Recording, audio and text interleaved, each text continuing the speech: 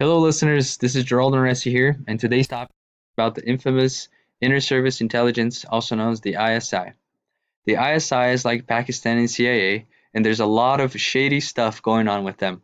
In fact, the ISI has been named the invisible government within Pakistan. Why, you ask? Well, that is what we're about to find out. First, let's learn a little bit about the history behind the ISI. The ISI was founded in 1948 with the help of Great Britain with two goals: to establish a Pakistani branch of Commonwealth intelligence network and to ensure information security within that network. That later expanded into safeguarding Pakistan interests, monitoring opposition politicians, and sustaining military rule in Pakistan. The ISI had a bumpy start in the beginning and seemed to be very unorganized.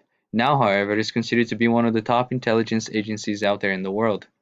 Constitutionally, the agency is accountable to the Prime Minister, but most officers in the ISI are from the army, so that is where their loyalties and interests lie. Now, why is the ISI so unpopular amongst the international community and even within their own nation? Here are some of the top reasons: complicity with terrorism, history of assassinations, involvement in drug trade, and manipulation of government. Yeah, it's pretty bad.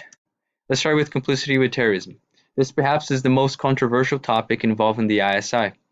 There is strong evidence that the ISI has been involved with terrorist groups, and the US and NATO intelligence have confirmed reports that the ISI officers were running training camps for Taliban recruits north of Quetta, and rumors of armed shipments from the Gulf and shopping sprees for pickup trucks and satellite phones.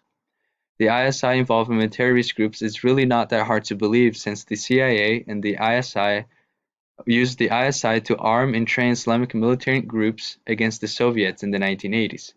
However, the ISI continued to maintain contact with these various Islamic militant groups, using them as a tool with which to execute foreign policy. As Pakistan now sees it, there are the good Taliban, who they still view as serving the border interests of Pakistan, and then there are the bad Taliban, who are out of control and now threaten to destabilize Pakistan with suicide bombings inside the country. This involvement with terrorist groups has caused many to question the legitimacy of Pakistan in aiding the war against terrorism. A good example of that is Osama bin Laden's assassination.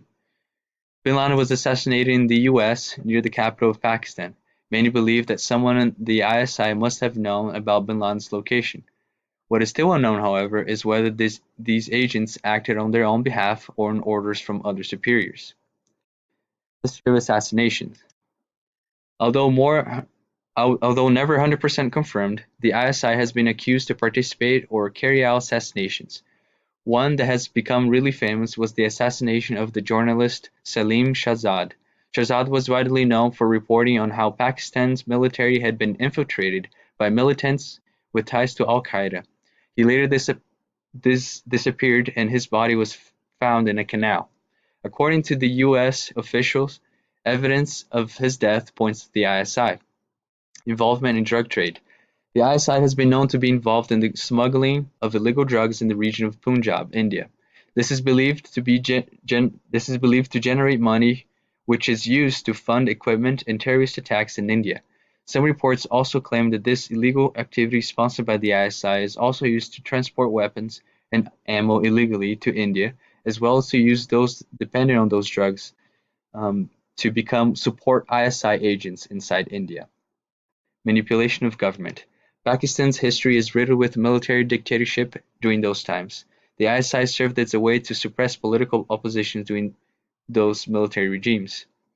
The Mehran Bank scandal established the ISI involvement in Pakistani politics during the 1990s. The incident exposed the abuse of public funds by the military and intelligence agencies in order to manipulate political change in the country. The bank proved to be a club for spies and politicians to collaborate illegally with each other against other elected elected leaders. The intelligence agencies prevailed upon politicians from different parties to trade their loyalties for a price. The objective of the intelligence agencies was to destabilize a hostile government and then put in place a friendly regime. In conclusion, the ISI is definitely a shady organization within Pakistan. Their close ties to terrorism have left many countries to question how much they can actually trust on Pakistan in the war against terror. Also, many call the ISI a rogue agency with their own personal agenda. However, as absurd as it may sound, the US government works closely with the Pakistani government, including the ISI. The affiliation with the US in the war on terror is defined as crucial and indispensable. In fact, the US continues to give Pakistan billions of dollars every year in hopes to maintain close relations and recruit Pakistan's help on the war against terrorism. Well, that's it, everyone. Thank you for tuning in for another infographics with your all and only Geraldine Oresti.